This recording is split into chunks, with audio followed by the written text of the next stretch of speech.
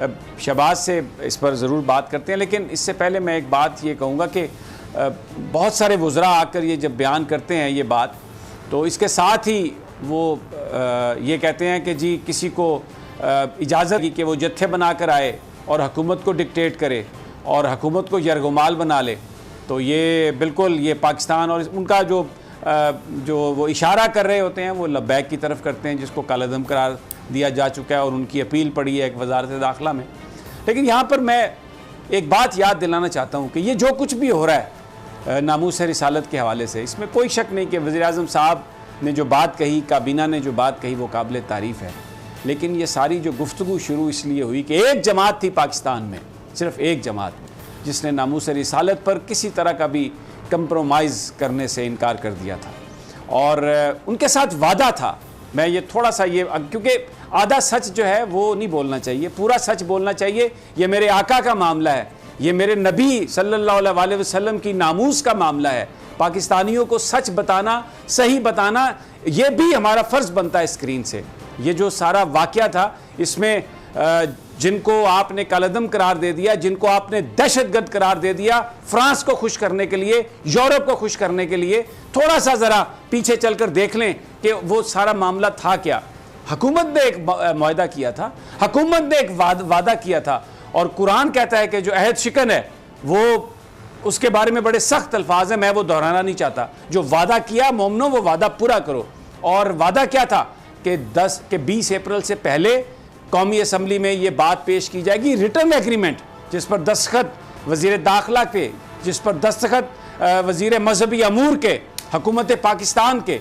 लेकिन और फिर वज़ीर-ए-आज़म साहब ने क्या कहा था, मैं ज़रा आपको वो बात भी सुना दूं जो वज़ीर-ए-आज़म साहब ने कहा था, सुनवाइए ज़रा। हमारी टीम इनके साथ TLP के साथ बात कर रही है और हमने ये फैसला किया, मुआहदा हो गया कि जो इन्होंने अपनी डेट दी हुई थी फरवरी की, ये चलेगी अब 20 अप्रैल के ऊपर, और 20 अप्रैल के बाद मुआहदे के तहत हम पार्लियामेंट के अंदर ये जो इनकी डिमांड्स हैं वो रख देंगे। ये वज़ीर-ए-आज़म साहब खुद ऐलान फरमा रहे हैं कि हमारा उनके साथ मुआहदा है, बात हुई है और हम ये पार्लियामेंट में पेश करेंगे। पार्लियामेंट में तो पेश नहीं किया गया, उनको मुज़ाकरात में अंगेज किया गया। अभी मुज़ाकरात हो रहे थे कि एक जनाजे से वापसी पर उनके कायद को गिरफ़्तार कर लिया गया, उस पर रिएक्शन हुआ। रिएक्शन में भी मैं आपको ये बात बड़ी ज़िम्मेदारी से बता रहा हूँ कि बहुत सारा जो वायलेंस हुआ वो किया गया वहाँ पर, डेलिबरेटली करवाया गया वहाँ पर। कोई इसकी जुडिशियल इन्वेस्टिगेशन करवा ले।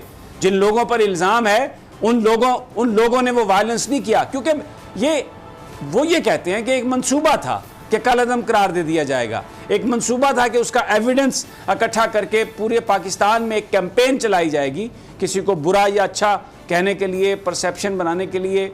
मीडिया को जो इन्फॉर्मेशन दी जाती है वो फिर जाहिर है वो इन्फॉर्मेशन आती भी है, उसमें किसी की बदनीयती या अच्छी नीयत का ताल्लुक नहीं है।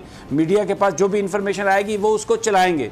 तो बहरहाल ये मैं इसलिए जिक्र कर रहा हूँ कि आज जो काबीना में जो ये बात हो रही है कि हम बिल्कुल ये इस बात को तस्लीम नहीं करेंगे, उसकी वजह ये है, उनका अपना ईमान भी होगा, लेकिन एक बहुत बड़ा प्रेशर है। पूरा पाकिस्तान बंद हो गया, जिस पर फिर एक मुआहदा किया गया, जिस पर यह कहा गया कि जनाब ठीक है, जिसको कालेदम करार दिया गया है उनके कहने पर करारदाद हम पेश कर रहे हैं पार्लियामेंट में। और फिर ये भी कहा गया, उनको यकीन दिलाया गया कि आपके ख़िलाफ़ जो कार्रवाई की गई है वो भी आप दरख्वास्त देंगे, वो भी वापस हो जाएगी। लेकिन जैसे ही वो वक्त गुजरा तो फिर वो करारदाद एक प्राइवेट मेंबर्स की तरफ से आ गई। हुकूमत ने अपने आप को उससे लाताल्लुकी का इजहार कर लिया और उनके बारे में ये कहना शुरू कर दिया कि नहीं जी, ये तो बिल्कुल इनको तो हम बिल्कुल नहीं, ये तो इनके बारे में तो फैसला हो चुका, ये तो अब कालेदम ही रहेंगे।